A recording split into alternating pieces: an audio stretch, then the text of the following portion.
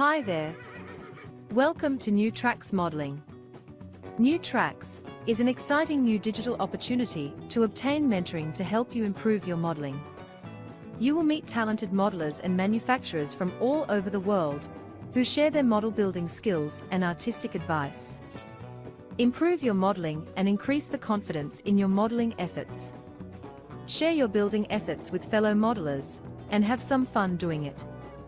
The shows are live on Zoom and YouTube, so be sure to join in and ask your questions. Now here is New Tracks founder and your host, Jim Kello, MMR. Welcome. Thank you so much for joining us this evening. We really do appreciate it. We hope you come back often and don't tell your friends about us so that they can join with us. Before we start the show, I'd like to introduce Father Ron Walters, who is going to give us the evening prayer. Father Walters, thank you. Oh God, as we express our creativity in creating in miniature the world around us, may we marvel at the beauty and genius which created the world and instilled in us a portion of your great knowledge and wisdom. Give success to the work of our hands, O God. Amen. Thank you so much, Father. We really appreciate all of your help. I have a couple of announcements here before we get started with the show. As of now, New Tracks Modeling is a sustaining business member of O-Scale Central. I don't have their logo on the green board behind me yet because we just haven't had a chance to go to the print shop and get it printed. But I'm really pleased about this. I talked to David Vaughn at length, and I'm really impressed with what their plans are and where he's taking this organization. And being an O-Scale modeler for a long, long time, I've never joined the organization before. When it was O-Scale Kings, I saw no reason. Now I see a reason, and I'm glad to say that New Tracks Modeling is now a member of the organization, and I'm really looking forward to doing a lot of things with the organization. So I hope that you'll take a look at it and also consider joining. If you haven't gone to our website yet, I hope you will and subscribe. It's newtracksmodeling.com. You'll be able to find out about how to subscribe and get the login links for our Zoom shows each week, and therefore be able to join us live on the Zoom. So I hope that you'll do that. Hope you'll also go to the page about our scholarship and consider a donation to our scholarship. We've made it as easy as possible.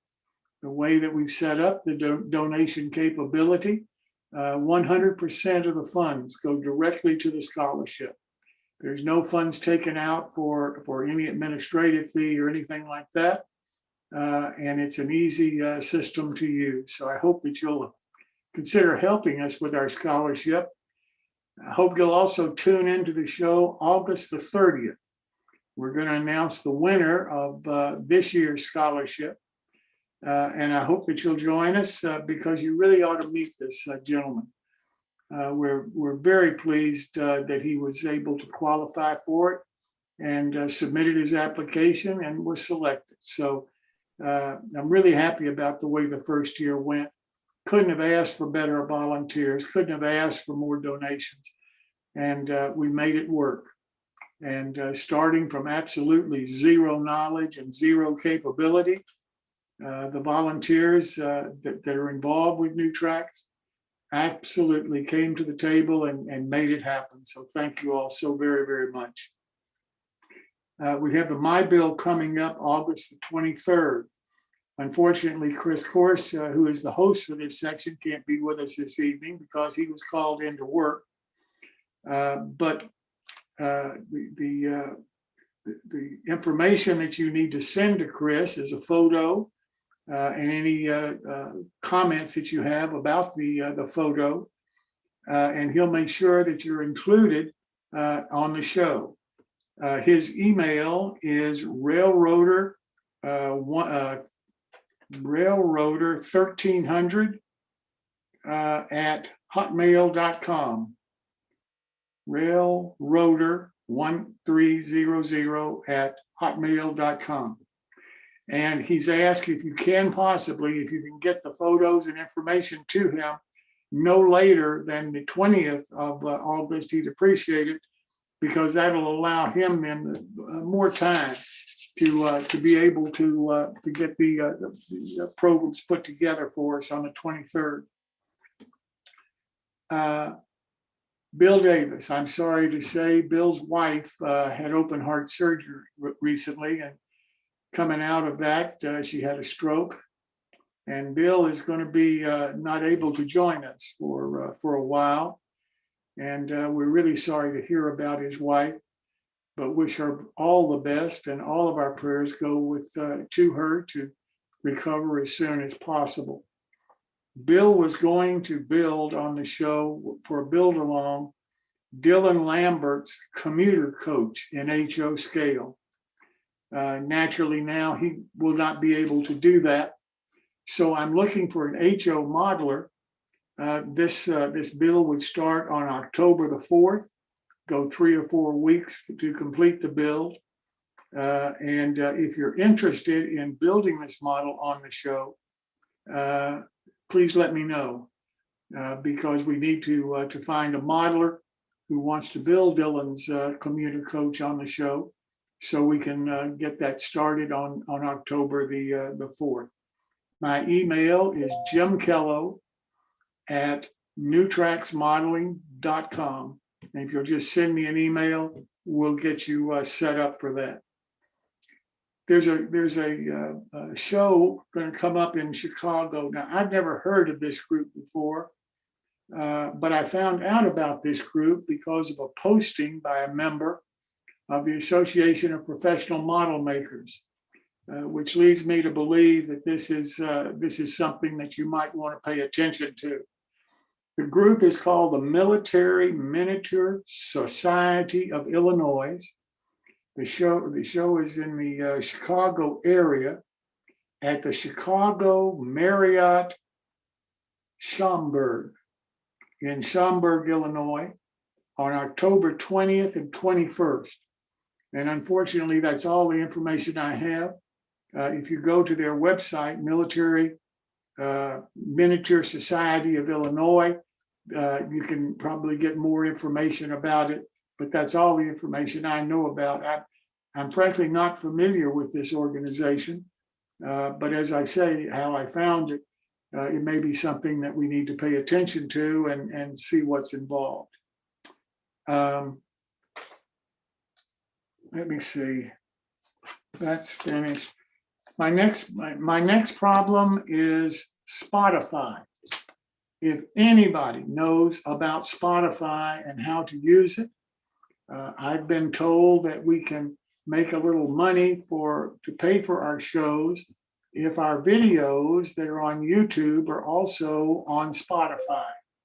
So if someone has any idea about how to do that, if you'll send me an email, we sure could use some help, because none of the volunteers on the show know how to deal with Spotify. Therefore, we can't take advantage of this possible opportunity to try to raise a little money for it to pay for the bills to run the show.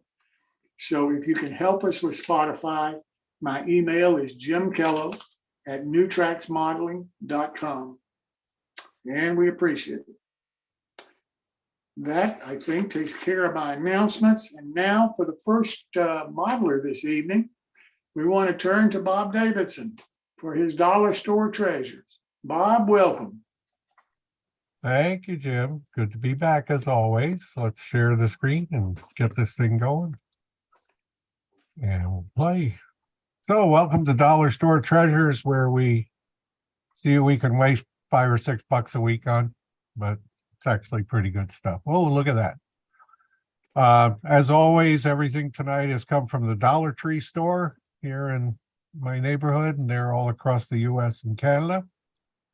Tonight, I've got 3 things, kind of quick tonight, but we're starting in the kitchen aisle. And we all need things to put things into. And they've just got a ton of stuff there, all different shapes and sizes. And what's kind of neat is you get stuff in quantities. They have little plastic bins, and I saw these little small, these are just 1 cup containers like you would get at the deli counter or something. And I usually get the macaroni salad and then I keep the container. But if you're not into macaroni salad, but you get 5 of these for $1.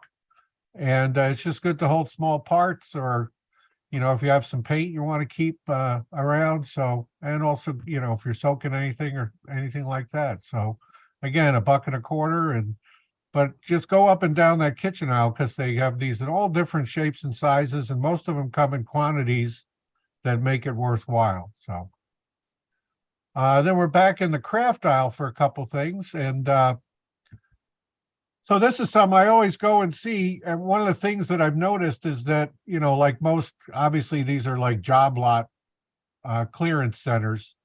But this week, this Rich Art paint showed up. And what's neat is usually you get just the little 1 ounce or 1.5 ounce bottles.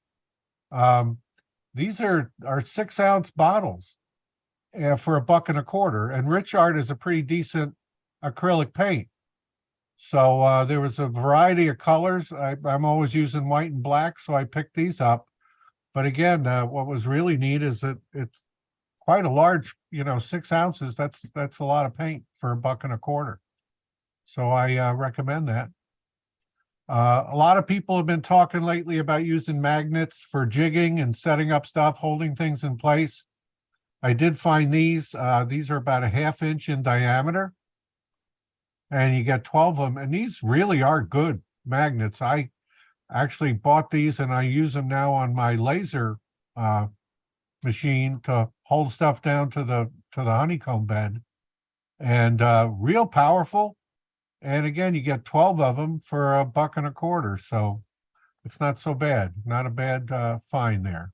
So there's all kinds of things over at the dollar store. I recommend you take a walk through if you're ever in the area, if there's one near your house or whatever. And that's it tonight for Dollar Store Treasures. Back to you, Jim. Well, thank you so very much. We really appreciate it, Bob. You always have so much neat stuff, and it's cheap. That's what I love about it. Neat and cheap is good. All right, next up is Mr. Tom Farrell, who's going to be showing us something that's really a neat model. Tom, welcome. Thank you for having me. Yeah, I had an unusual model perhaps this evening. I'm going to show you a boat that I built. Okay, so there's a kit maker out there called Frenchman River Model Works. They make resin kits, and they're extremely detailed. They're very nice, and they build up very quickly. I did this in about 4 days on a rush program. And it comes in a nice little box, and you can build it 2 different ways. You can build it with the wheelhouse forward on the boat or on the rear. Of course, you can paint it any color you like. I chose to build this one, or this version of it. It's really just a question of where you place the wheelhouse. So this is in O scale, and like I say, it's a resin kit. So this is the main 2 pieces of the kit. You know, resin kits in general aren't difficult to build. It's really all about painting them up. And like I indicated, these have an extreme amount of detail molded into them. Typically, resin kits frequently have more detail than a styrene kit. As you'll see, every wooden plank, all the wood grain just shows up marvelously on this kit. And it just made a really nice model. This was the first couple of materials that I used to paint a resin kit or even a styrene kit.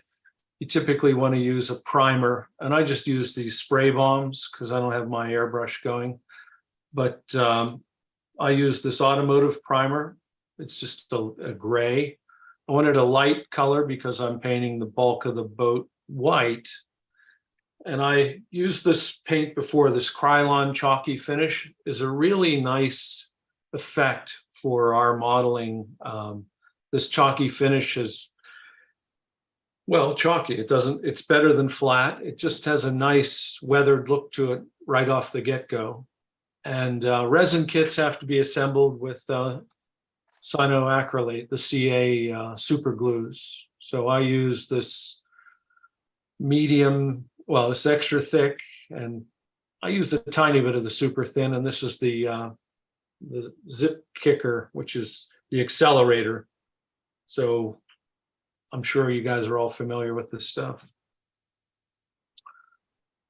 The first thing you do is you examine these parts for flash. And I have to say that on this particular kit, this was about the only flash on that hull of the boat. This is where the anchor comes out on the bow of the boat. So just with an X-Acto knife and a standard blade, I just carved that out. Just took no time at all. And there was really no additional flash on that hull at all. It was ready to go.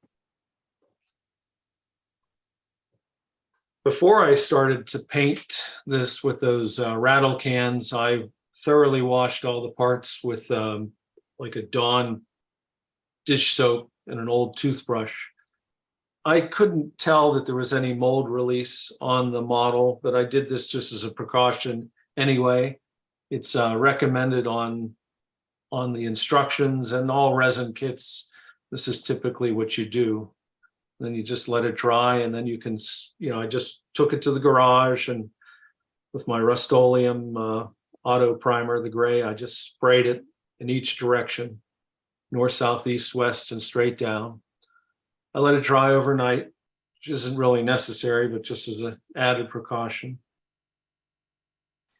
These are the other resin parts. This is the, as you'll see, the fish well. There's 3 wells in the boat, and one is for the wheelhouse, and there's 2 for these fish wells. There was a tiny bit of flashing here. I just took a fingernail file and just went out around here and filed that off. And then I gave it the finish color. So this is looking down at the hull of the boat. And what I did is I went with my X-Acto knife and I scraped around the perimeter of this well so that when I inserted my wheelhouse, it super glued it on there. The super glue wasn't, it was resin to resin. It wasn't resin to paint. I think that's just good practice.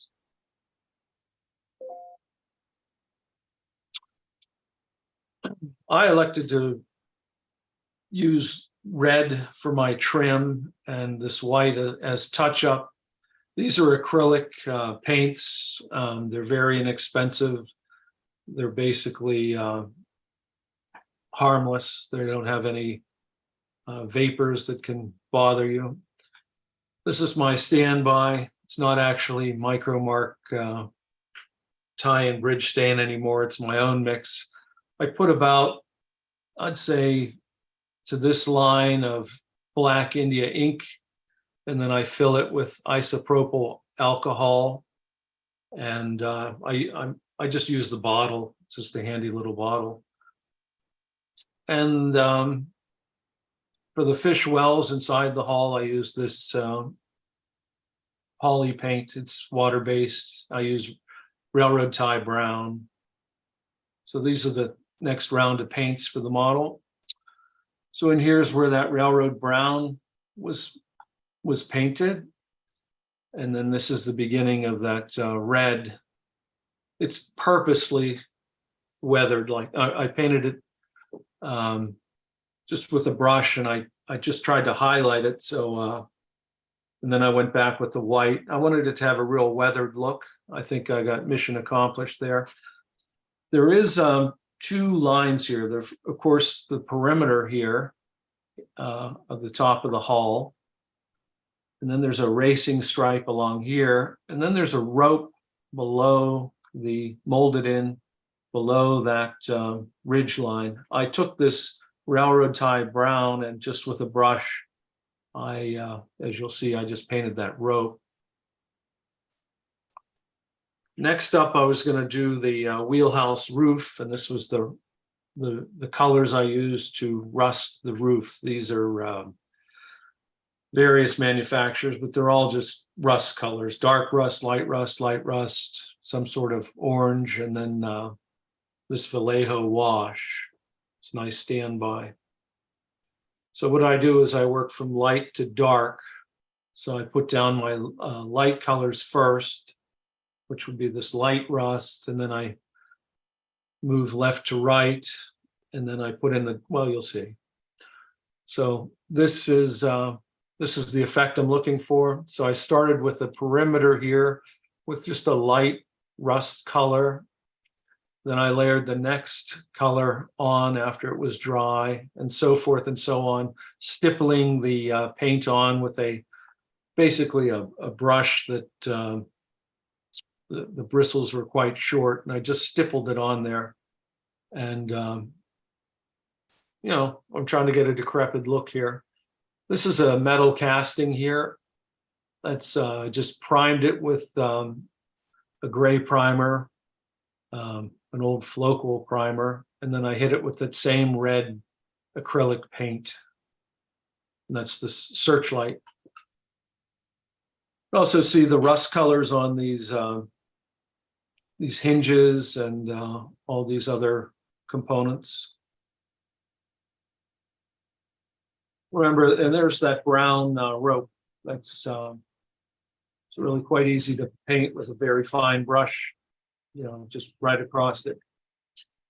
You also see where I've begun the weathering process. I put my first alcohol wash on here.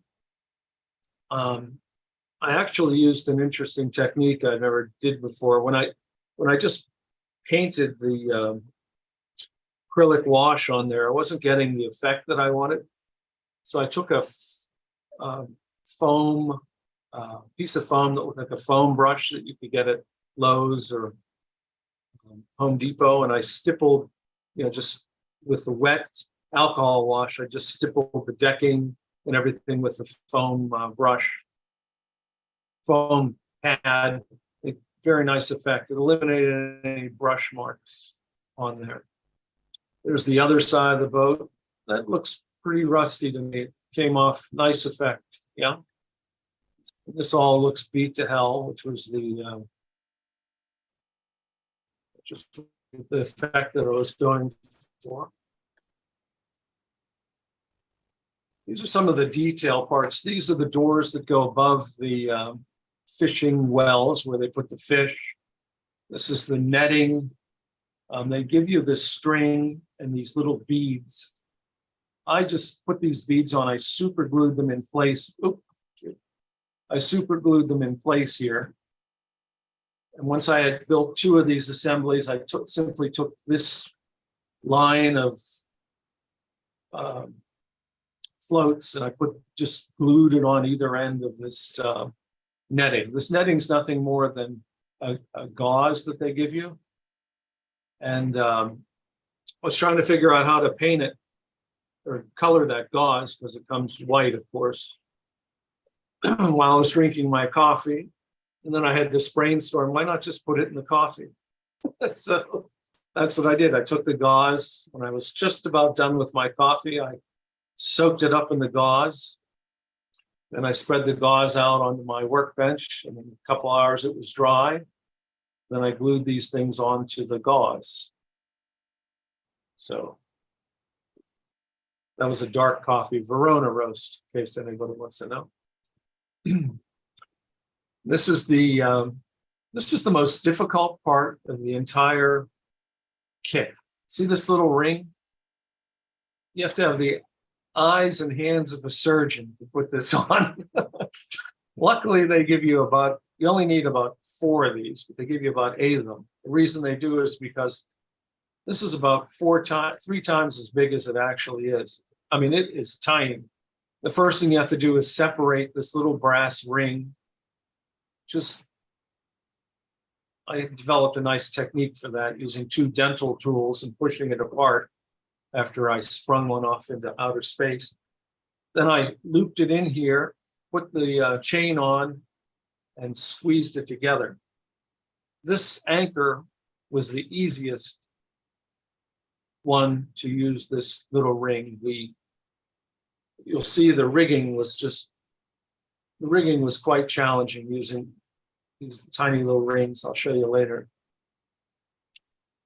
The paint for the winches and the block pulleys, I use this gunmetal gray, this oily steel, and old silver. I used the old silver where there was any metal on metal, like the anchor chain running across the winch, that would be shining. So I use this old silver, and then everything out around it, I use these colors.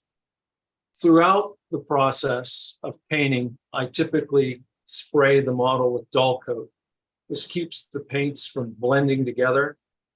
So I'll do some initial weathering, for example, with that alcohol wash, or and I'll spray the whole model with dull coat. Then I'll do some more weathering, and it probably has 3 or 4 coats of dull coat on it. Keeps the paint from running together.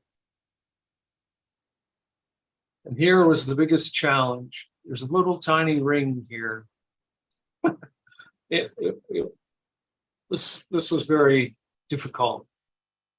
I got it done, but it was difficult. This is the first piece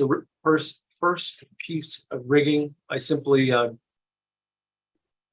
with a pin vise and a little drill bit, I drilled a hole through the front of this bow. I super glued the end of this string, this rope, in there, stretched it tight, tied a knot up there, and super glued that closed. Next up was putting this on,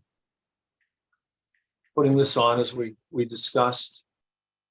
They give you a red and green light. These are little beads, red, right, returning. So this goes on the, hold on. Sorry. So I super glued these on each corner. There's a red one and a green one over here. Here's the winch. There's another winch here. These masts are also resin. I initially had them white. They didn't really look right, so I painted them red, this weathered red. This life preserver is also looks like it was made out of styrene. I had to clean up these penetrations here, these holes, with an X-Acto knife. I painted the rope with that railroad tie brown, painted this all white, and then with a fine brush went in and painted the red lines. So like I said, these resin kits are all about the painting. They're very simple to put together. These are those fish bay doors. I had the brainstorm to have them propped up with a piece of wood. So on either side is a piece of wood. And instead of using another identical set over here, I created my own lids here. I just wanted a little variation in the look of this thing. So I built 2 of these and glued them on just for different look. You can see how the model is coming together. Again, it's all about the painting, really. Here we are with the rigging, which this took about a half a day to do, mainly because of these tiny little rings. It's just insane. And there's the green light, just super glued in there. There's my netting. There's actually, they give you fish that I painted silver. You can't see them, so if you build this, don't bother. But there's a bunch of fish in there that nobody can see. And here's the anchor, painted, and there's a little chain that runs over the winch, drops down into this penetration, into the bow of the ship.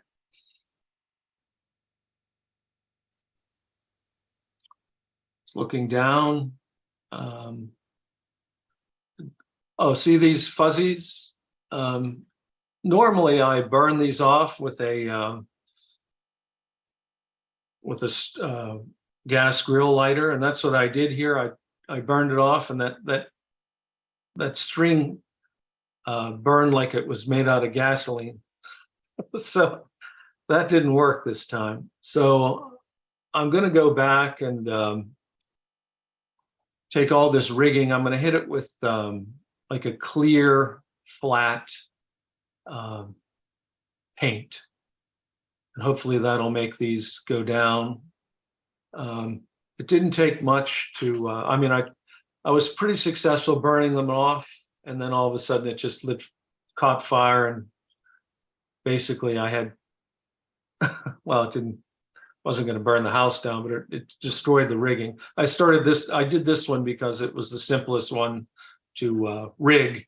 I didn't want to go through the hassle. If it did burn through, I didn't want to have to do this one again. It's my favorite photo of the group. This really shows the detail that's cast into this resin model. It's just terrific. That's about 3 or 4 times magnification. But this guy, Frenchman River Model Works, his name's James Cleveland. He didn't miss a beat with this. This thing is just superbly detailed. The toolkit, you know, the just everything about it's just really high quality. You can see the nail holes in the deck and the distressed wood. That's all molded in. That's why I say the art of these resin kits is all about the painting of them. These are my doors. There's the netting. I added some algae. Just dabbed this with a paintbrush and some green paint. There's a close-up of some of that, the rusting. So I put a heavier, darker rust around the perimeter was the idea. There's some remnants of paint left here. Just another shot of the, there's a good one of the light.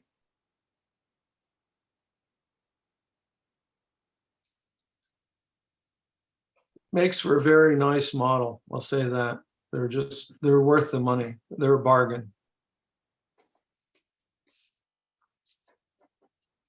Looks Very fantastic. attractive. It Very really does. attractive. Yeah, it's really attractive kit. It's And, something really different too. I haven't seen anything like that before. yeah, and it uses my tried and true techniques of just alcohol washes, make you look like a hero. So it's primed, painted with the chalk white, hit with the alcohol washes, and then trimmed out with your color. It could be green, blue, red, whatever you like, and then a little scratching here, and nice technique. And this is where it's going to go. This is my little shanty town. None of these buildings are in place yet. These are all just placeholders. But I couldn't cast my river, so I had this fishing boat done. So I couldn't. So next I'll start putting these buildings in place permanently, and then I'll cast my river. And if you remember from an earlier show, behind this covered bridge is my dam. There's a little of it there. So this was the holdup here, and it's going to be a real nice little scene when it's all done. Fantastic, fantastic, Tom. You really ought to be proud of that. It's a beautiful model, and Frenchman River Model Works. And Jim, I think you might want to tell them what we might do in January, huh? Yeah, we're going to be doing, or Tom's going to be doing a build along of a lobster boat. And then on shore, there's another kit that they make called Lobster Shack. This lobster shack is really a nicely detailed kit. It's where I guess the lobster men repaired their nets and cages and all of that they use to catch the lobster.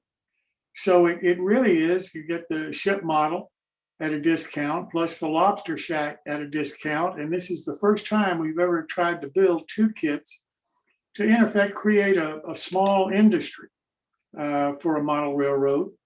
And I think it's really going to be something different. And Tom said that he'd like to do it, so he's going to build it in no scale. It's going to also be available in HO scale for anybody in that area.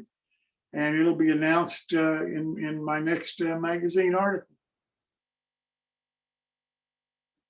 All right. Any questions? This is Jeff Jordan. I got a couple of comments and questions for you on the boat. First off, a tip on the rigging from someone who's done a lot of ship models.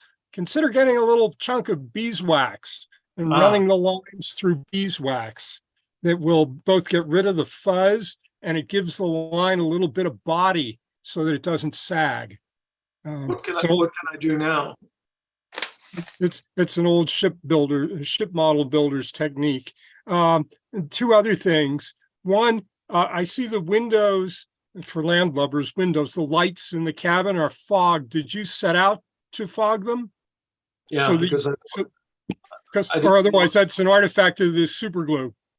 No, I sprayed it with the dull coat because I didn't want to detail like everything. I hate doing the insides of things. So I just hit it with dull coat. That's what we got. So they're dirty and you just can't see the inside. I really like the way the roof came out on the cabin. I think the rust effect is just really authentic. One nitpick for you, typically on a boat with a wooden deck, a working boat, you wouldn't paint the deck. It'd be too slippery. You would leave it bare teak and it would turn gray if it's not well finished or not finished or waxed or cleaned, but the paint would make it slippery. Should I go back and make it wood? Put more gray on it. Yeah, make it look like weathered teak. All right. Thanks for the extra work. 15 years in the Coast Guard Auxiliary. I know something about boats. I'll go back with make it look like a weathered wood, like a gray. Yeah, that's a good idea. So obviously, they would not be spending a lot of time working on the finish on this boat and keeping it "quote unquote" ship shape. So weathered wood would be the appearance of that deck. All right, I'll go back and do that. But great model. Thank you. Any other comments or questions? That was a great tip on the beeswax because it was burning off just nicely and then it just burst into flames. You know? Oh well. Anything else? Thank you so very much. We really appreciate it. Yep, thanks. See you next week. Yep. All right. Now I'd like to move on to Keith Stamper. If you remember, Keith was doing his combine for us last week. And tonight, I think he's going to finish up the body of it. Keith, welcome.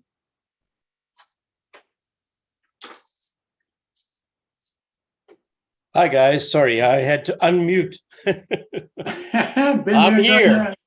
I am here. Yeah. Okay, so this will be the second part of my little presentation. So I need to share my screen with you. So I think you need to allow me to do that.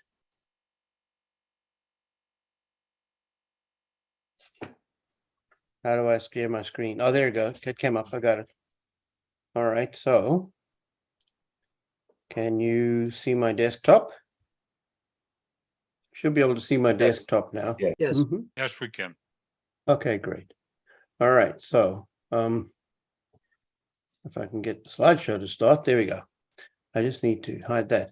So as some of you may have seen last week, I talked about building a combine, building a combine, which was part of the car program for the NMRA achievement program. And I had to scratch build 4 cars. So I scratch built some high side gondolas. I'm a narrow gauge modeler, and I also scratch built this combine. Well, to start off with, this combine was there weren't any plans for it. I know it exists. I've seen it on display out in a place in Colorado called Central City. It's sitting outside a casino. And a gentleman produced a rudimentary set of drawings for it in the Narrow Gauge Gazette many years ago. His name was Harry Brunk.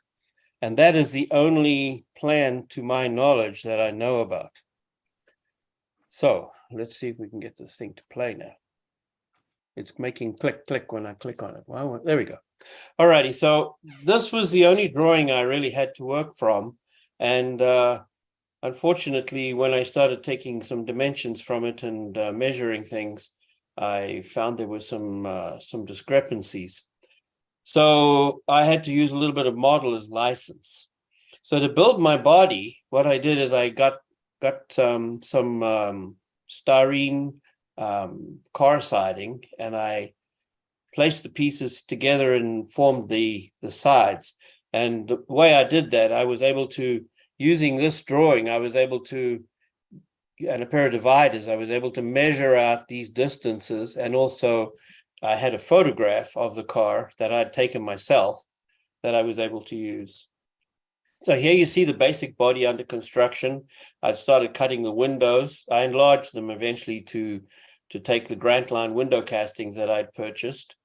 I decided to use a commercial baggage door, which I should not have done. I should have scratch built it, and I regret that.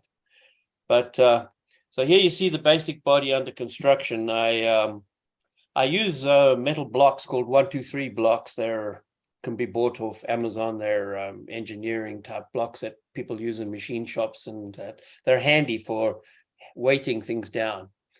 The ends of the car are also scratch built, but the doors that I had were a little too short. So what I did is I modified them.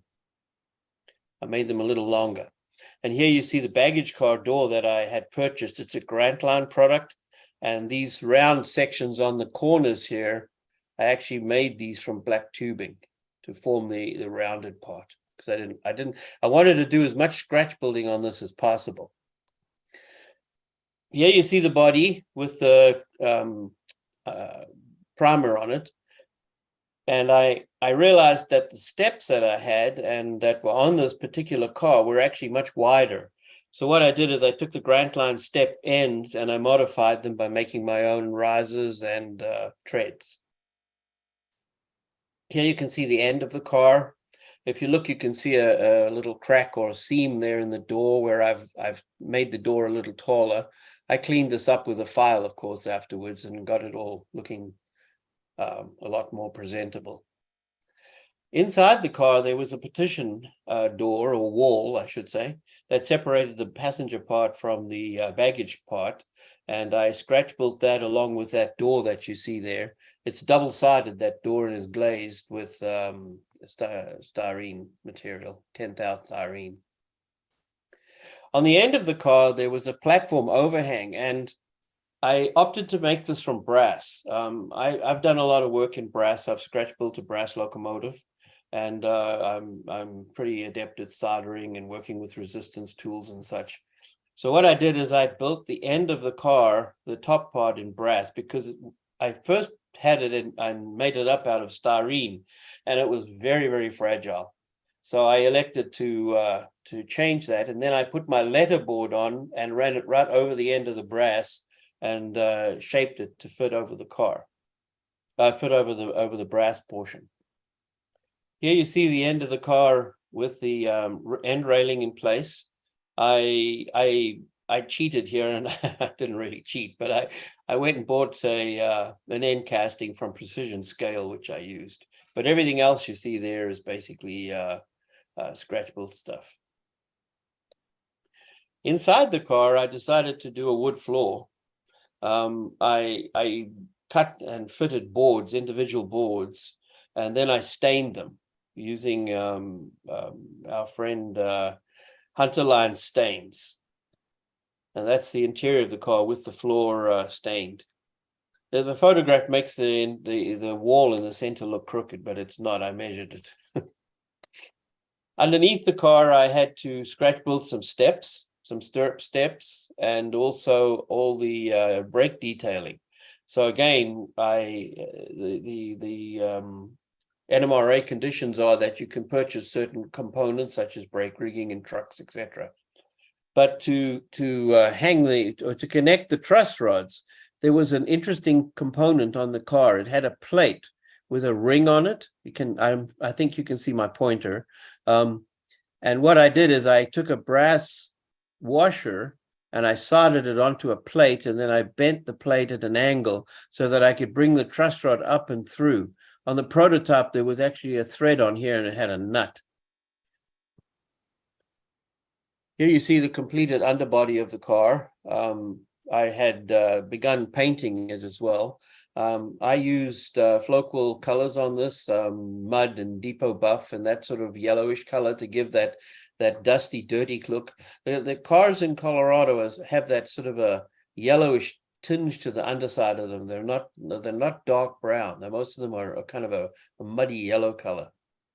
All these clevises and brake components, as you can see, the chains between the live levers and the fulcrum levers.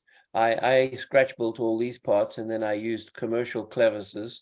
I made up the rods myself, of course, and then also these hanger irons or carrier irons. I scratch built those as well. The trucks are commercial trucks. They're made by a company called San Juan Engineering. These are, as I said, I model in ON3, not ON30. So this is a 3-foot gauge car. On the roof of the car, there was an interesting vent from the stove, and what it did, it could rotate. And as the car, or as the breeze caught it, it would rotate the vent in different directions. So what I did is I took some brass tubing and I cut and folded it, and then I made a vane to fit on the top of it, which resembles what the prototype had. Also in this photograph, you can now see the roof. I've got the tar paper on it. I used tissue paper and I painted it on with Floquil black paint. Inside the car, there was a toilet, and I decided to build the toilet and model the toilet paper as well. So the interior of my car has this little toilet in the one corner, which they refer to as a hopper. And to make this toilet roll, what I did is I took a piece of styrene tubing and I cut it to length, and then I glued a piece of styrene onto it and wrapped it around and let it drape down, 10 thou white styrene. For the bracket, I just simply took a piece of brass and brass wire, 40 thou brass wire. I flattened the one end and then I bent it at a 90-degree angle and put a curve in it. Pretty simple. And here in this picture, which is not very good because I've got green masking tape over the windows when I was painting the car, you can see the toilet and you can see the little toilet roll in there.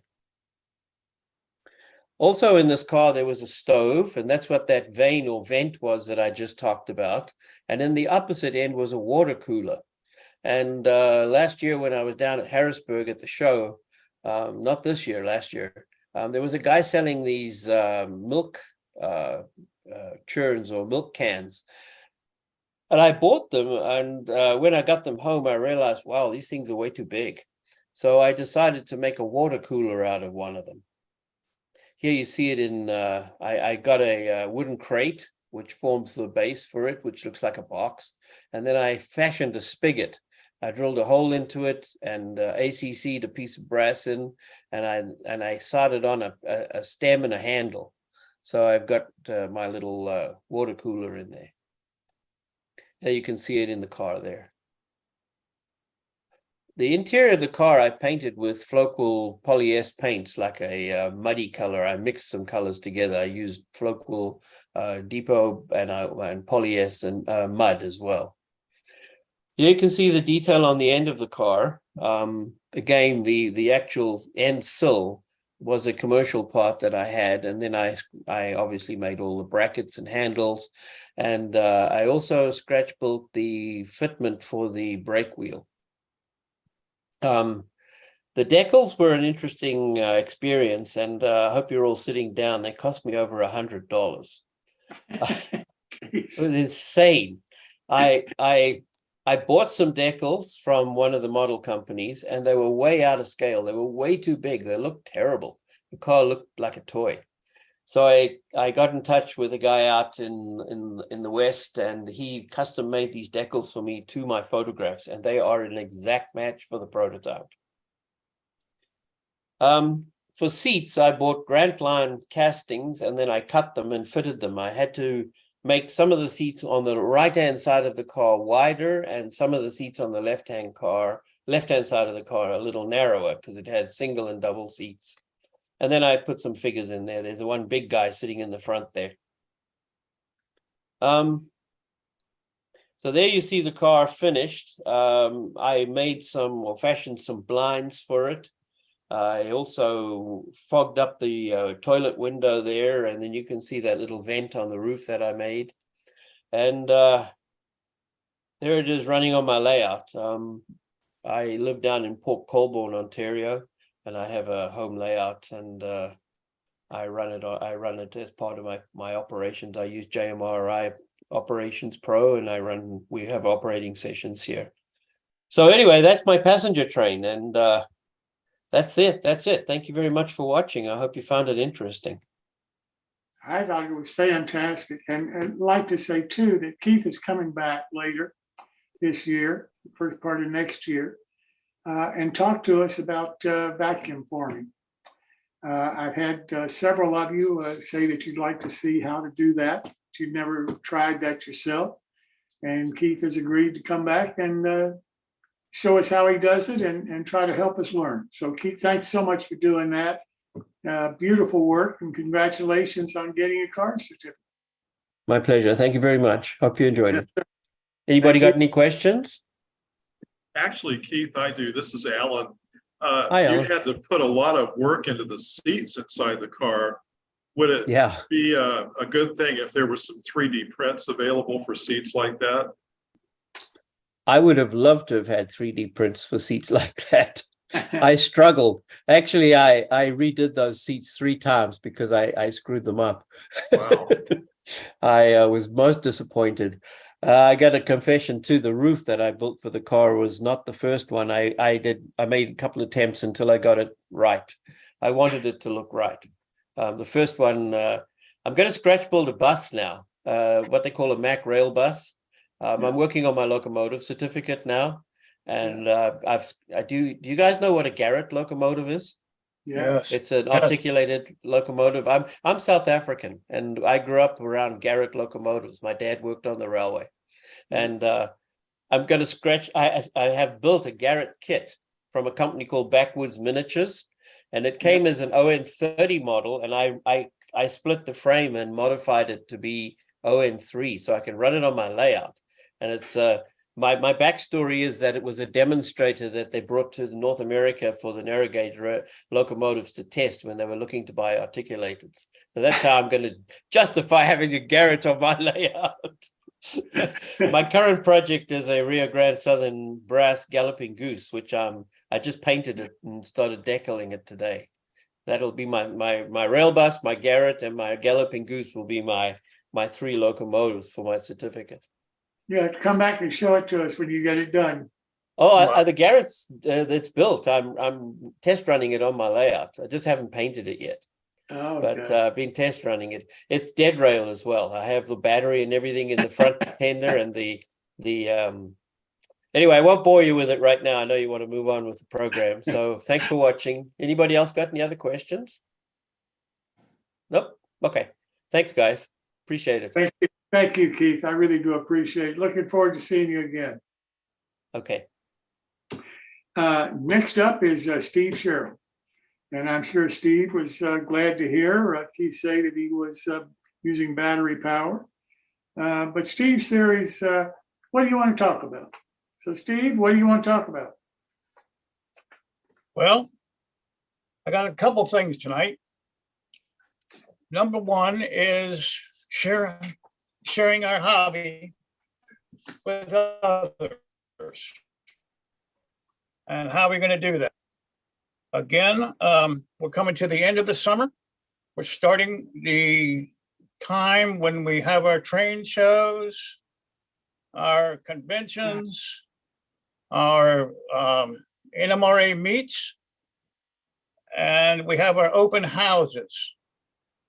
Some of us have layouts and many of us don't. Those with layouts, we had to prepare our layouts for the open house. And what do? Normally, we have to straighten up. That's what everybody, has to do. We clean up, put stuff away, make it presentable. Because the most important thing is presentation. People don't like to come to a house and see a layout that's not organized. We also have to complete the projects that we've started with the anticipation of having the open house. These are projects which we had volunteered for the open house and we said we'd have done. And so we have a time schedule to finish these projects. For those that don't have a layout and want to participate in these open houses, there's always time for a clinic or some other presentation. Sometimes we get, a lot of people and we have to split the visiting of the layout and the presentation in another part of the house, if you have that. One important thing that I've come across in open houses is handicap accessible. I'll bet if you had 100 layouts, there would only be one that would be handicap accessible. We tend to build our layouts with steps, or where people have to walk a long way to get to a building.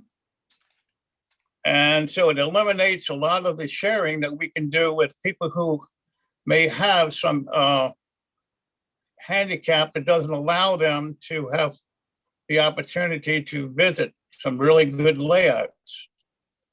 I know in my house, I have a single story, and they can drive right up to the door here to operate my layout if they can come inside. And I always have a chair ready if they need to sit down, if they have something that doesn't allow them to stand very long. They can always come inside and sit and talk to the people who are visiting. That way they're participants and they also get to enjoy visiting.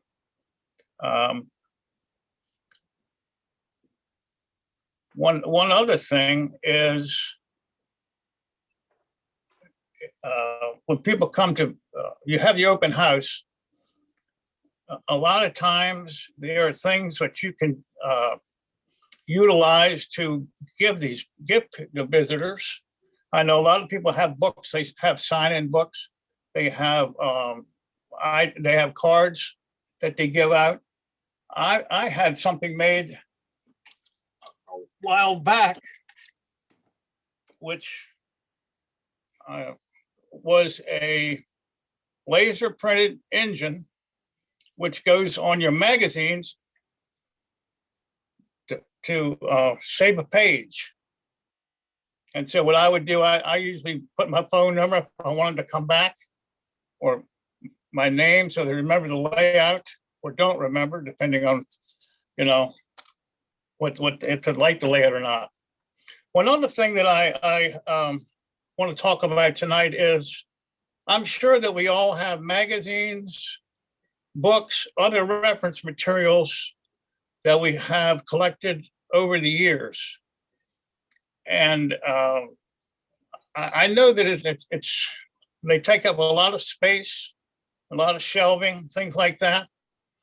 And every once in a while, it's good to take those books or magazines and leaf through them and look and see, for research purposes, if nothing else, to also kind of look and see get some of the names of the old kits that we got or have seen, and we just have forgotten what the name of a kit was. So today I just happened to pick one up. Unfortunately, it's backwards, but a Gazette from 1976. And so I was just leafing through it. And if you notice, it's a climax issue. So it's a special issue. And and I started laughing because in 1976, the Gazette was only 52 pages. I think it's over 100 now. And if you went through and looked at some of the magazines, some of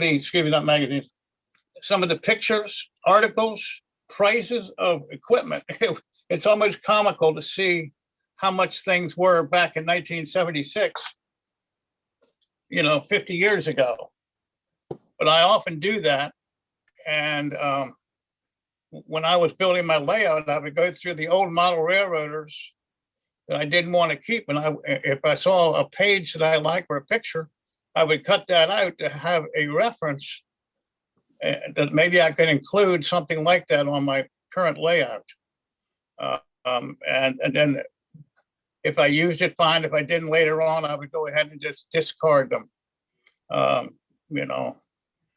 But I just, these old magazines, they kind of get in the way, but every once in a while, it's good to go back and see what the old days were like.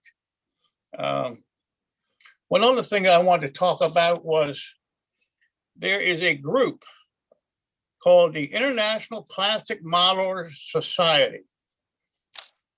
Now, I know when model railroaders have a convention, they'll have maybe 100 models, and that's a lot.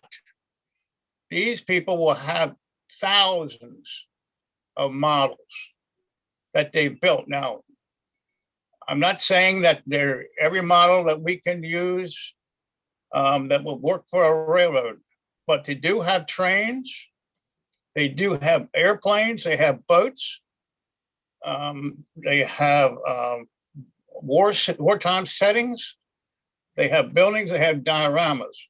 But the interesting thing is military modelers have a way of putting shadows and utilizing painting skills that are different from what we do. And so it's always good to pick up some ideas from these people.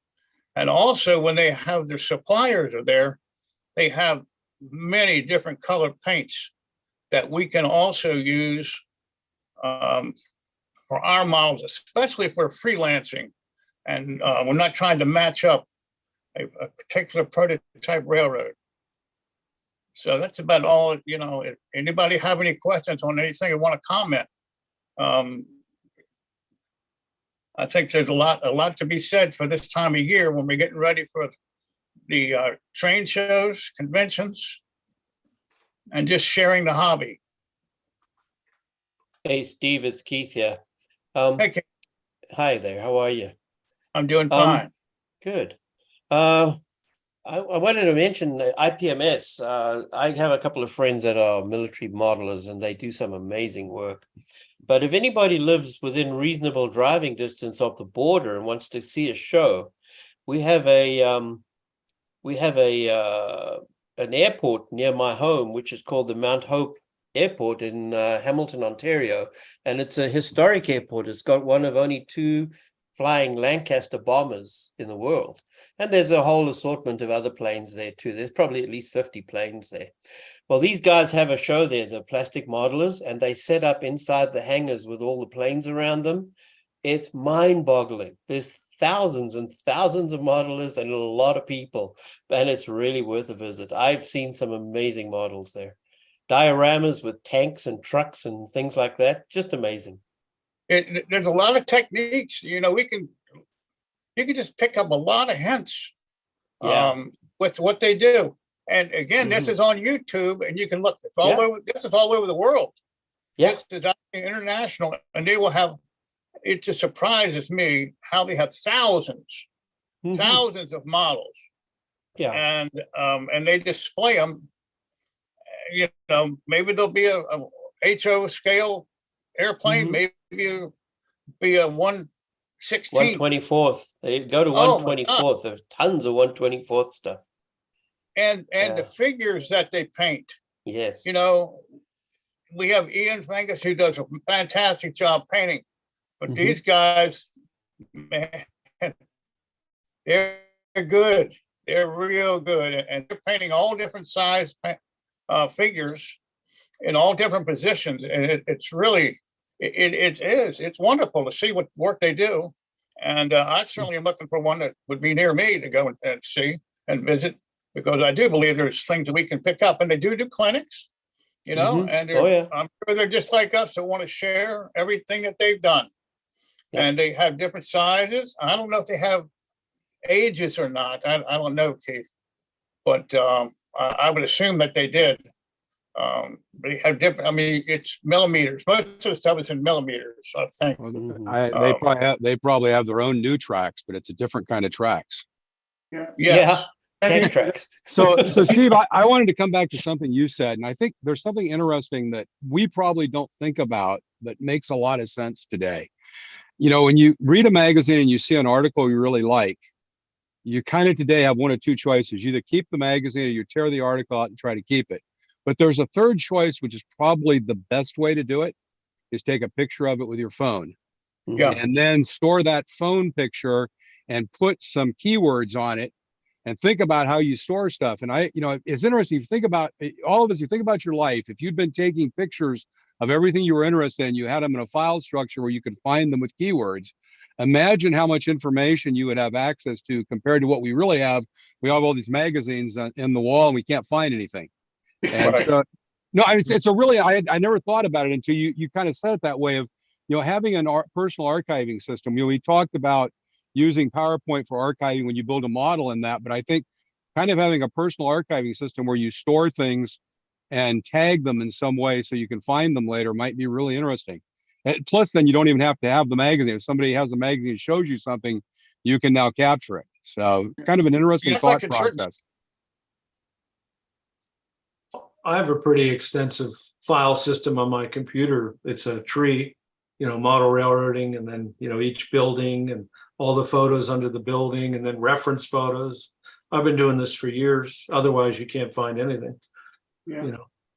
Do you catalog the colors that you use? Pardon me, Tom? You What's that? catalog the colors, the paints, No, I don't do that. But the painting mixtures that you use, no, because I don't do that. the weathering techniques, any of that kind of thing? No, I mean, I don't know.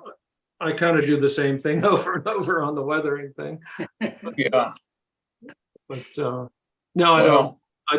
I do catalog the models. Tom, you didn't give the right answer. You just follow nature. Nature does the same thing. It never really changes. Well, you know, when I build a model, you know, I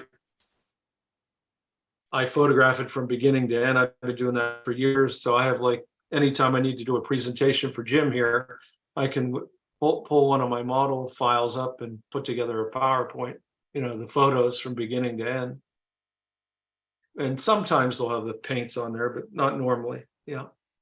Tom, this is Greg. Can I ask you a question? What got you started photographing while you were building? I just wanted to do it someday. I had this idea that I wanted my son, to be honest, to know how I did these things. I just wanted a reference, you know, and then it's paying off with this new tracks, because we literally have probably 20, 30 models that are photographed from, you know, I build everything on plywood, you know, from plywood to finished model, and they're all on files. I can quickly find one, you know, on my computer. And I don't know. It's just I know what you mean.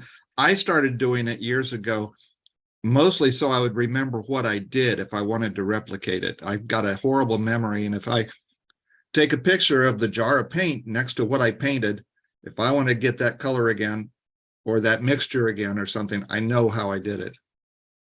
I do have these little sample cards of wood where to answer Steve's question, I just remembered that I have probably 15 or 20 of those where I did, you know, I show like all the different reds. So if I want to see what, it's not specific to a model, but if I say, you know, here's a bunch of red paints and here's how they look on wood. So I have these little cards, if you will.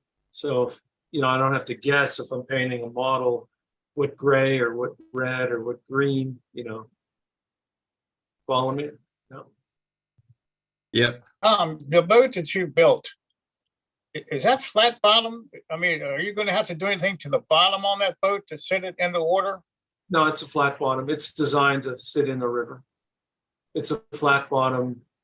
It's not a full keel. A waterline boat. Pardon Is me? that kit still available? Yes, Oh, yeah. sir. He has about 6 or 7 boat kits, and then he's got a really nice car float kit in ON30. There's another one that is in process. This is a sunken boat. Oh, I mean, it just has its base color on there, but this will be in a future show. So this will be in the river. And instead of just sinking it into the river, I'm gonna have the deck collapsed into it. And yeah. but he has all, they're all designed flat bottom. Gary Saroon has some rowboats that are really nice kits too. I need one small rowboat. I was thinking of scratch building it, but I'm getting into this kit building now. Well, you gotta build one a week, I know. Okay. Yeah. Here, I'll share this real quick. This is hang on, I gotta get sorry, I'll let that go. Not gonna try that. All right. Well, Steve, thank you so very much. Okay. All right. We're going to see you next week. Thank you. Well, now I want to turn to Dennis Brennen. Dennis was here a few weeks ago. He's been on vacation since then, but he's going to talk about photography. And I think he's going to work with Phil to maybe go over some of Phil's pictures and get a reaction from Dennis on what he thinks about them. So Dennis, welcome. No, glad to be here, Jim, as always. And I'm looking forward to getting started with Phil. So Phil, go ahead and lay it on me, buddy. Okay, hang on just a second. Let me, I kind of blew that there. No, that's all right. Take your time. Yeah, that's fine. I'll just go ahead and share here and we'll just leave it this way. It'll be fine. So this actually started, I took a bunch of photos about 7 years ago on a Feather River Canyon trip, and I'll show you some of what that was. By the way, if you haven't ever been in the Feather River Canyon, that's where the Western Pacific runs through the Sierra Nevadas. It's north of the Donner Pass, which is where the SP runs, and it's one of the most spectacular railroad runs in the world. And I'll show you a few pictures of some of the attractions that are there. So I have a wall that I basically downstairs in our house, we've got a reverse floor plan where the bedrooms are downstairs and one end has a game room on it, which is now I've gotten rid of the pool table. It's becoming a pool or a train room. And so I've moved the paintings, the pictures on there, that area on the walls to the other end of the house. And so I have them empty walls. So I was looking for something to use for some train oriented wall art and thought it'd be nice to use some of the things I actually shot. I was also interested in entering a couple of pictures in the NMRA convention photo contest. And I've also got taken some outdoor module pictures by taking modules outside, taking pictures where the backdrop behind the module is actually, a real scene, and it gives a pretty good show. So Dennis was on and he was talking about all this great stuff you could do. And of course, he told me I totally screwed up because they're all in JPEG, they're not in RAW. But I said Dennis, I said, hey, look at these and tell me what you think and tell me which one you think is good or bad, because I have no artistic sense whatsoever. So Dennis kind of looked at him, and then he and I talked. He said, hey, why don't we look at them tonight together and we can kind of talk about it. So what I thought I'd do first is talk about the Feather River photos. And these are the photos that I actually picked out. What I thought I would do is kind of walk you through real quickly where these came from. So this is actually starting into the Feather River Canyon coming out of Portola. And so you see, one of the beauties of digital photography is you can take 1 billion pictures, because turns out memory sticks are really not that expensive. So, this is the Williams loop here. You can kind of see here, this is the tunnel where the train goes underneath. Didn't get a very good picture. I thought these were kind of nice here. Some of these where you get the, you get the picture of the track up above going over the track coming out down below. but kind of not really spectacular. So it turns out I continue to drive up into the canyon. This is going from east to west. So starting from Portola, which is in the east, and going into California farther to the west. And as you drive that way, when you leave the Williams Loop, the next thing you come to is the Ketty Y. So it turns out as I'm pulling up the Ketty Y on the road, I happen to notice there's an engine coming down. So the Ketty Y, this branch of the Y goes east to west. So this is west, this is east. The other branch here goes north. And the Y, by the way, the third side of the Y is a tunnel back here. So I happened to see this train coming down and thought, wow, that's really cool. I've got a train. So I immediately parked and ran, took a few pictures of it coming in, and then I ran up on top of the Y to try to get some pictures of it on the Y. Unfortunately, I didn't get what was the really good shot. I just couldn't get there in time to get the shot of the engine coming into the Y. All I was really able to get was the engine, the last two engines, the pusher engines coming into the Y. Got some nice pictures. Didn't feel they were really that spectacular. Some more Y pictures. Then what I was able to do is, the cool thing about this, once you find a train, you can basically blast down the road at about 60, 70 miles an hour, get far enough ahead of the train, you can find it in place. Once you kind of figured out these places, take the pictures, you just drive like a bat out of hell to get to the next place to take the next set of pictures. So got some here on the lake, got some nice reflections of the train in a lake.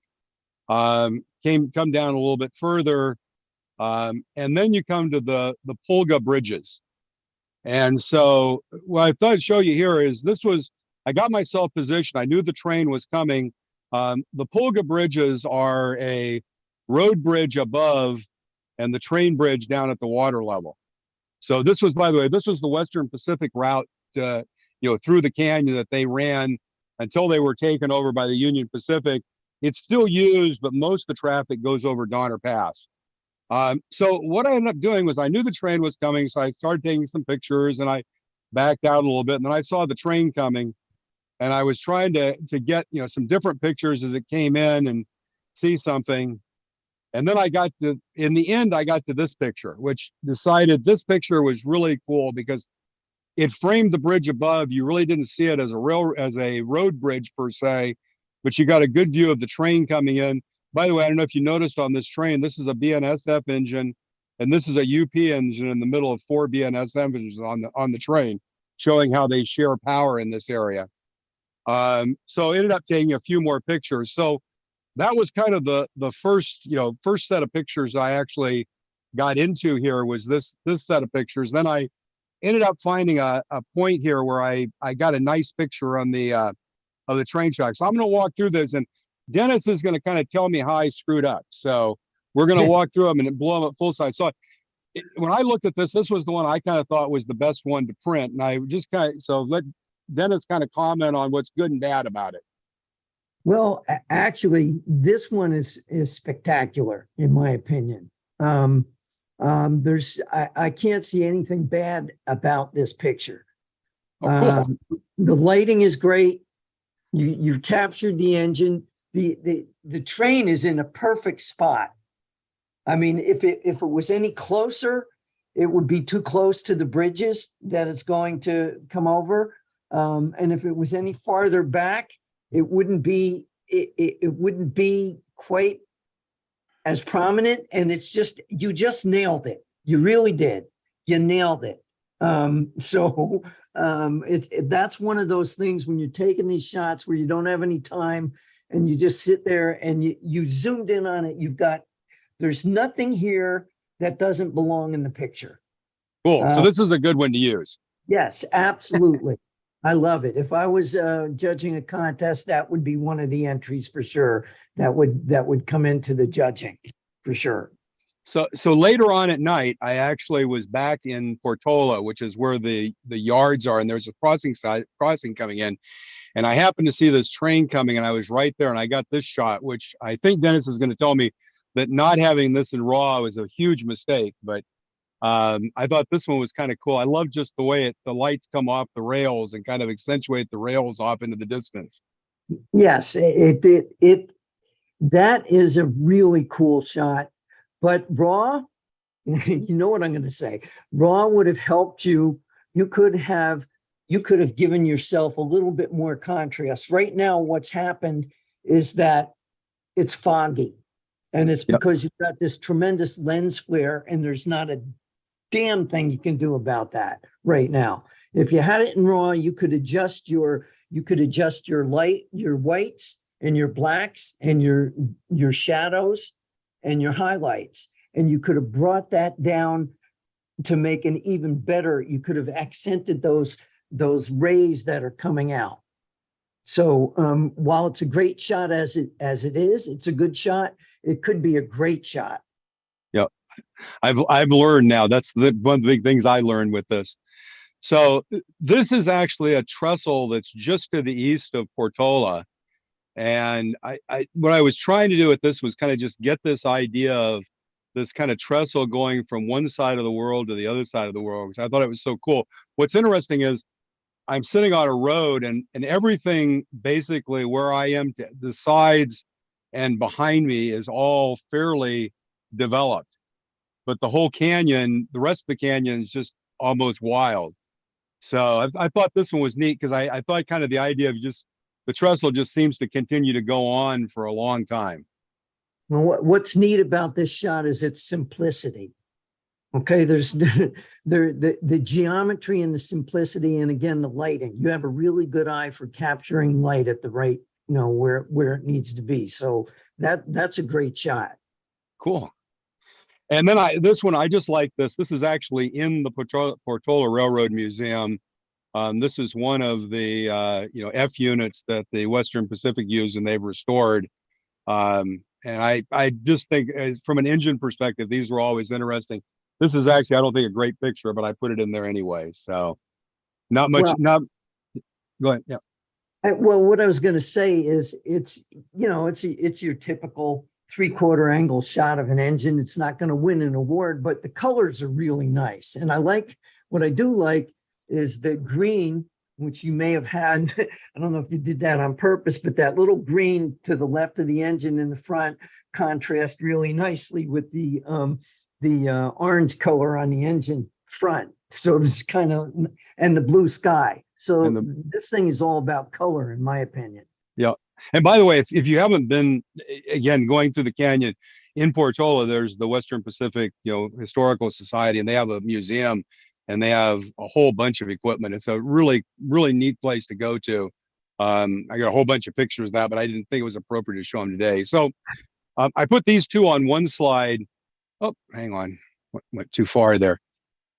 This was one I really kind of liked because it showed the Ketty Y, the two sides of the Y and the train again getting close enough that you can actually see it. This is actually the end of the train going into the tunnel. And I like this because you kind of get to see a train on the Y, but this one to me is kind of minimal. But this one I really kind of like because it's kind of you get just kind of a bit of an idea of the scale of the whole thing. The one on the left I like a lot. The one on the right, it's Yep, you're absolutely right.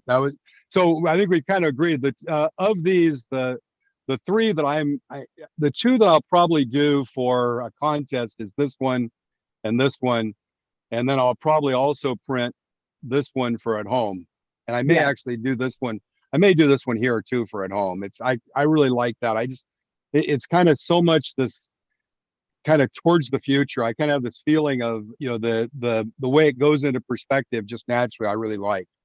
Now the diesel engine with the bright orange hood, is that the actual color of it, or is that just the way the camera recorded it? That is the actual color. That's actually the color that they did, and these were the passenger engines. So I'm sorry, hitting the wrong button. The passenger engines actually had stainless steel sides here. So, the passenger engines were that. When they've got the freight engines later, they were painted gray, kind of like I think the B unit is there. So the B unit here is not the same as this was the earlier passenger units. They're pretty neat engines. By the way, if you go there, they have a program where you can drive an engine when you're there. So the other thing I put in was a couple of module photos. I may have shown these. It was pretty obvious that the one behind me is one of these. So these are two modules. The one on the left is a model of the Wilder Ranch, which is now a state park just north of Santa Cruz.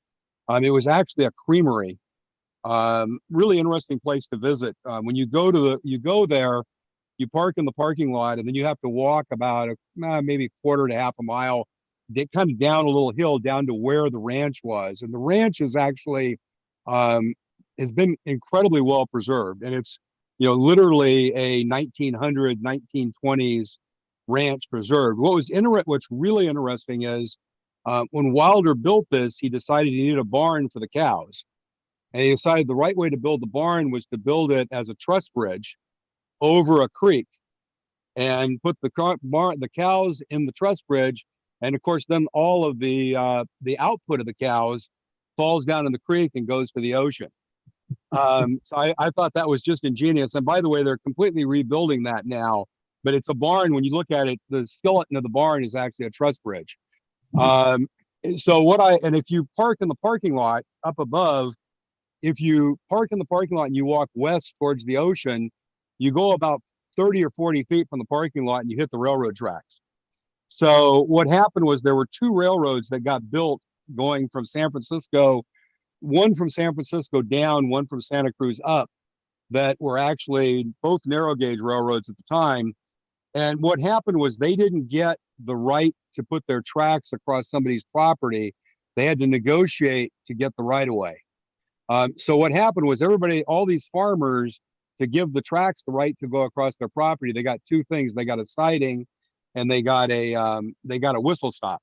So if you ever look at the old track plans for those narrow gauge railroads, you'll see all these stations, and the stations, the names are actually the names of the homeowners that had the property where the whistle stop was. So I figured for Wilder Ranch, I didn't really do the whistle stop, but what I was doing with Wilder Ranch was doing because it was obviously a cow farm, and I wanted to build the Banta stock pens. And then I thought you should have a small creamery building for it. So the pictures on the right are actually of another. These are both 2x4 foot modules.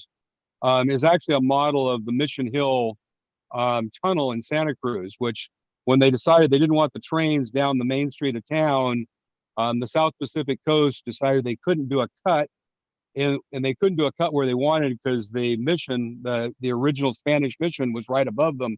So they cut an 800 or 900 and something foot tunnel through the hill.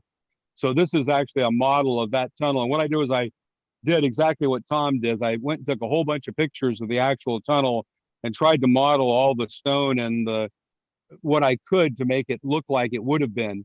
And what you see here on the right is the Park Street whistle stop.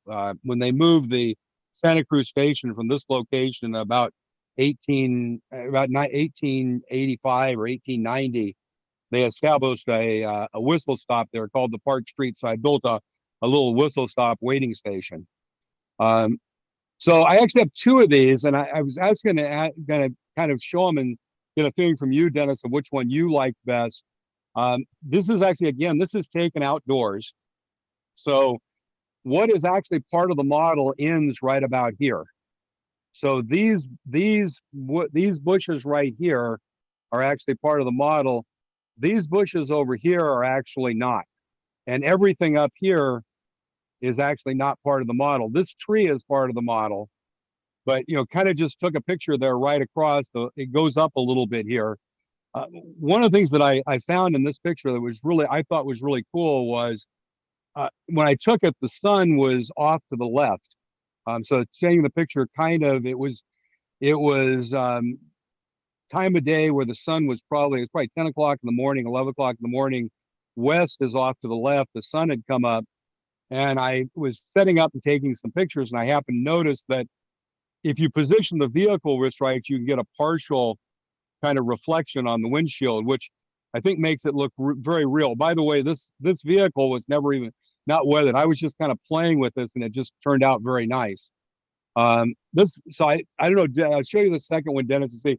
This one is a little bit larger shot, which is kind of a little bit nicer, but it loses a bit of the reflection. I think it looks a little less realistic, but it's nicer because you get more of the building, and there's a nice weathered decal and stuff on the side you really can't see. So I guess of those two, which one would you think is the better one to do, this one or this one? I have issues with both of them. Ah, good. Let's tear them apart. Because these I can retake a lot easier. I don't have to drive for 2 hours or 3 Okay. hours. For one thing, the first thing that bothers me about this picture I'm looking at right now is the foreground is out of focus. That's a no-no. The weeds in the front and your corral boards, they're out of focus, and that just doesn't work for me.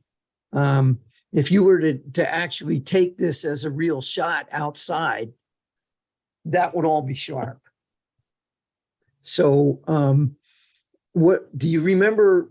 Were you using a full F22 or whatever f-stop you were using? Do you remember what it was?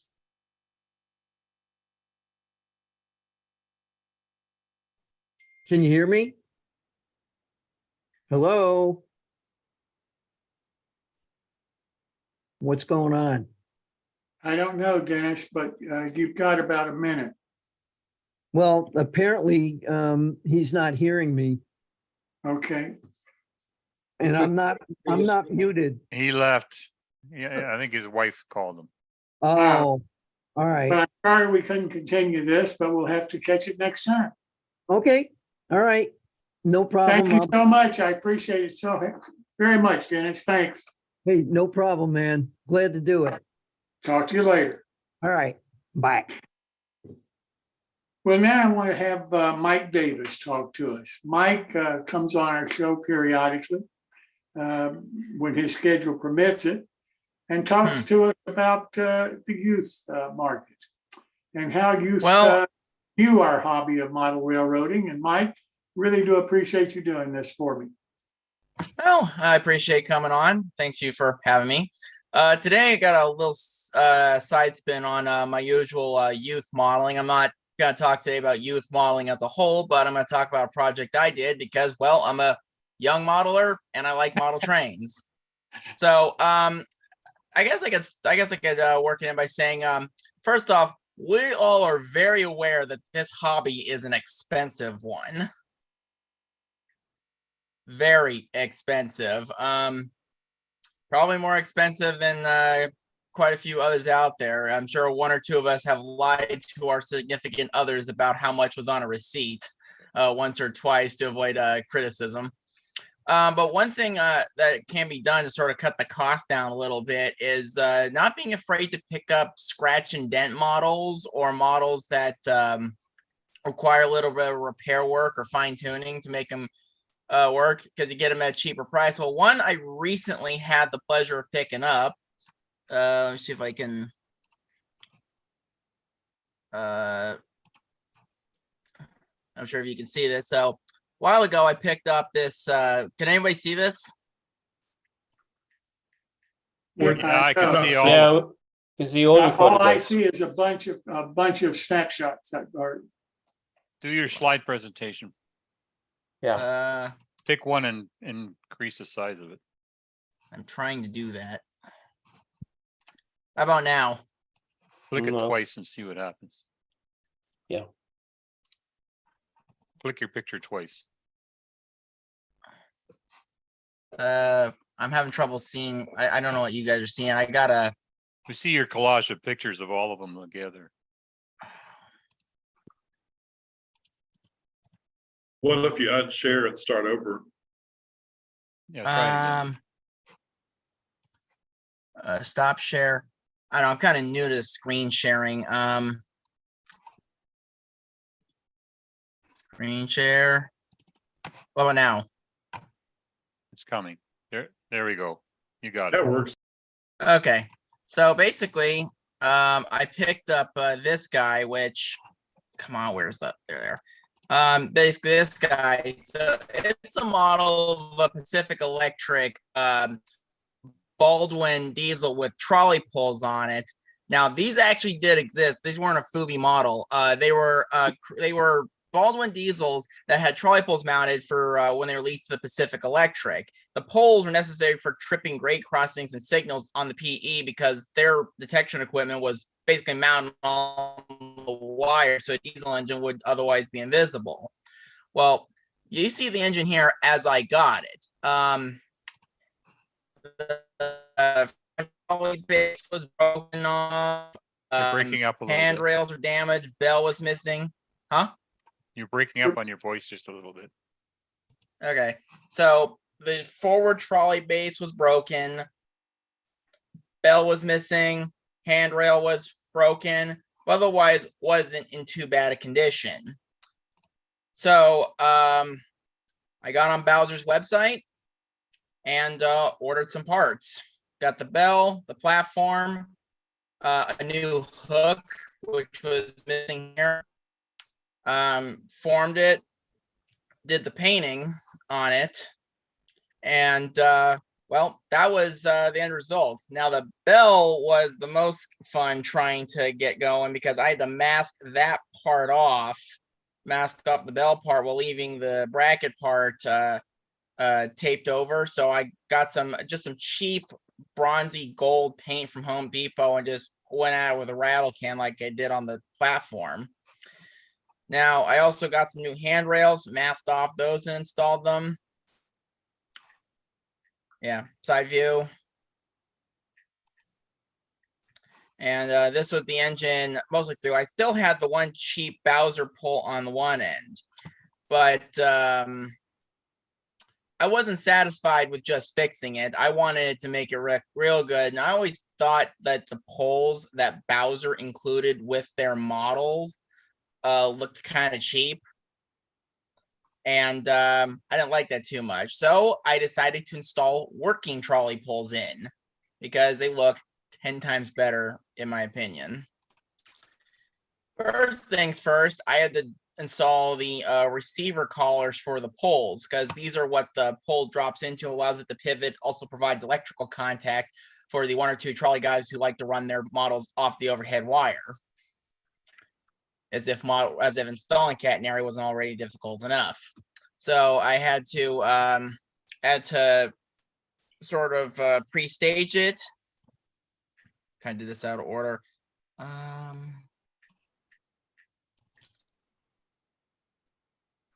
Then I guess I forgot to put the picture in. I had to drill a hole below this so the color could drop in. And then I also had to paint the color. As you can see, I did there. I decided to leave that part unpainted in order to give the glue something more firm to attach to. But I painted the majority of the stem, which is what you'd actually see looking at it.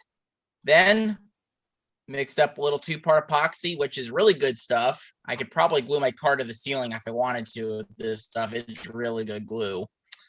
Dabbed it on, dropped her in. And then rinse and repeat for the cab mounted one, which is a little simpler because there's just not that much exposed. Now, what you got here is the end of the trolley pole. The poles as they came out of the package were way too long for the engine or for the application. So I had to carefully snap the trolley shoe at the end off and cut the pole down a little bit and then glue it back on. I didn't have to worry too much about electrical continuity because, well, I wasn't running off over wire. But you can see here the end result. At some point, I'm going to scratch build a trolley retriever hanging off the handrail as well as add a rope for a little extra detailing.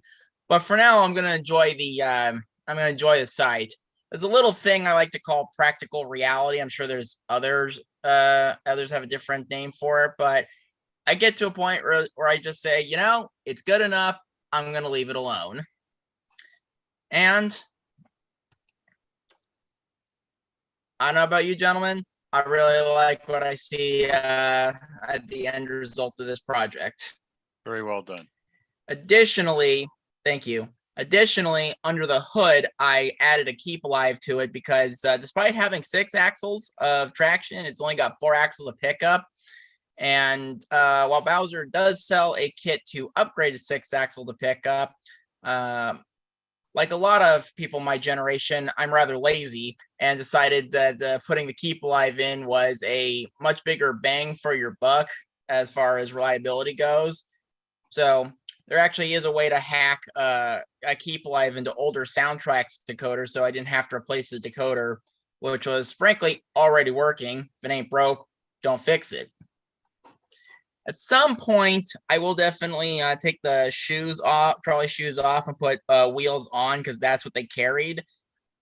But that project is probably far into the future, and I might get to it when I'm probably the same age as some of you gentlemen.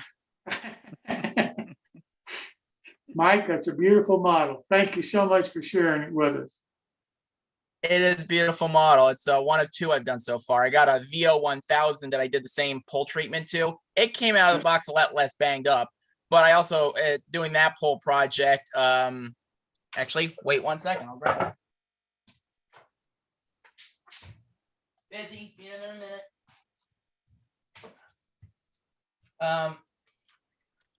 Yeah, here's the other one. And as you can see, the poles actually do work. Yeah. Unfortunately, I have not had the chance to see how well they track on a trolley wire, because trolley modelers are a very rare species indeed. And I don't know anyone who's got a working wire on their layout. I can test this, but if I ever get the chance to, I most certainly will. Too bad you don't live in Florida. Why is down there? Oh, I'm a trolley modeler. I have working overhead wire. Oh, damn. That would be awesome if I could test both of these to see how well tracked. I believe it'll work, but I don't know anyone with a wire. I guarantee it'll work, because I've used that rationale to put trolley poles on all of my diesels and critters and you name it. If I built it in brass, it's got a trolley pole on it, because I take my power from my overhead. Does your layout have the ability to run a non-trolley equipment, or do you have the rails coming together? I have my rails come together. Yeah, then unfortunately my models wouldn't work on your layout, because they do run off of track. They do need track power to run. The poles are purely aesthetic. They look great, but they're for looks only. No, couldn't run on mine. I take power off the wire. It's like Lionel. I have a three rail system. That system has worked very well for almost 100 years now, so they must be doing something right. But I appreciate so much you showing us your modeling, Mike. Thank you. Yeah, thanks for letting me show it. And Yes, thank you. Thanks for the compliment, Mr. Rogers from Bakersfield. It looks great, and it runs real nice.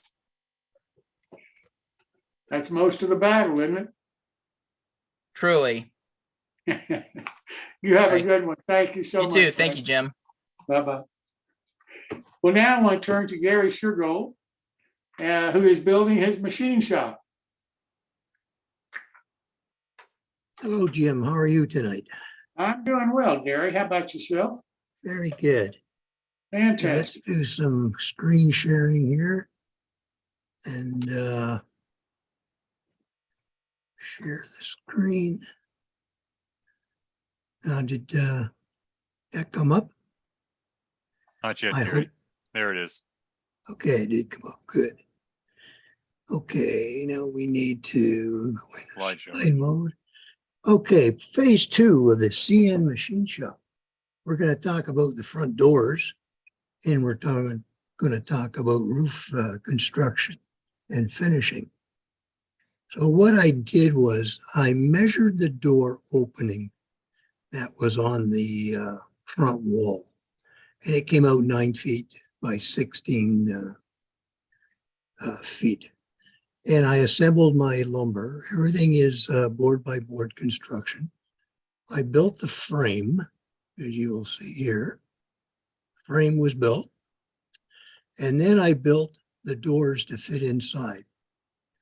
Now, on the big doors of a building, in the wintertime, you don't want to be opening them all the time because it's cold. So I added this little entrance doorway, which would be prototypical, and the men can go in and out of that without opening the doors. Now, the doors were hinged by drilling small holes on the bottom of each of the door frames and pins put in the bottom and pins dropped in the top so that these doors will open. Now, as you can see, they're all board by board, and then the framing put in. The whole thing was sanded to blend everything together. And those are the doors showing that they do open and they do swing and close. And that's the installation. You can just see the little pins right here as you look through the cracks. And then that whole structure was mounted on the front of the building. Then what I did was, again, here is another photo showing the doors on the building. I then mounted the roof. Little pins go into the wall, as you see here. I cut these off. Mounted the roof where I wanted it to go. And then I got some scribed siding. This is very thin and very tiny scribed wood. And to accentuate it, I drew lines. So you can see these little boards in between each one, and then a heavy pencil line. So you can see them marked off here. And then, of course, I drew these lines. And there's both panels, which will go on and over the roof that are finished. And you can see one panel's already been placed on top of the roof. And this panel is going to fit on top. And this is underneath, so that when you look, well, you'll see later. So the panels were glued in place. And this is the under part of the roof. So these lines sort of accentuate and give a little feeling that there are large plank boards up there. So then what I did was I took cardstock. Now this is old filing cardboard using for in your filing cabinets. And I used pinking shears and I start cutting these. And what I do, you cut off quite a lot. And then what I do is I start gluing them individually until you can see the back part of the roof is finished here. And I just work these all the way up. Once they're worked up, then I take a nice sharp knife and cut this off so everything's nice and even. And put a little cap on top. And this is what the roof looks like. So you end up with a nice slate roof. It's a nice effect. And I use this on a lot of the buildings that I scratch built. Now what I did was took individual boards and I started putting the planks on, as you can see, from center out and center out until this was all completely covered. Now these are left a little bit long and a little bit short because I wanted to, as you'll see later on in the series, I wanted these to look like they've been there for a while and the sort of the bottoms are sort of wearing away or rotting away. And then there's the finished product on one side and the same as on the other side. So this is all ready for painting now. And if we flip it over, you can see a little bit of overhang of the slate and the bottoms that I was talking about. And then, of course, when you look underneath, you can see the lines, which give the effect of some nice long boards under there. And that is the end of phase 2. And next phase 3 will be finishing the interior and working on the exterior walls. And that is it for this week, Jim. Sounds good. Gary, thank you so very much. Look forward to next week. You're very welcome, and I thank you. Well, folks, that's it for this show tonight. Appreciate so much you joining us. I hope you enjoyed it. Most importantly, I hope you learned something. And now we have a caboose for you.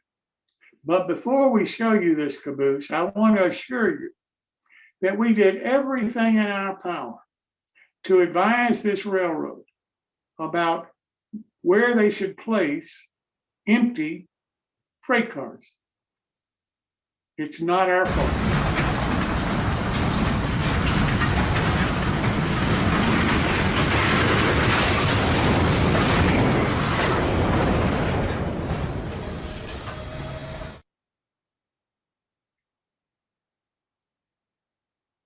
Thank you so much for joining us this evening. We will see you next week. Best of modeling to you. And again, I hope you learned something.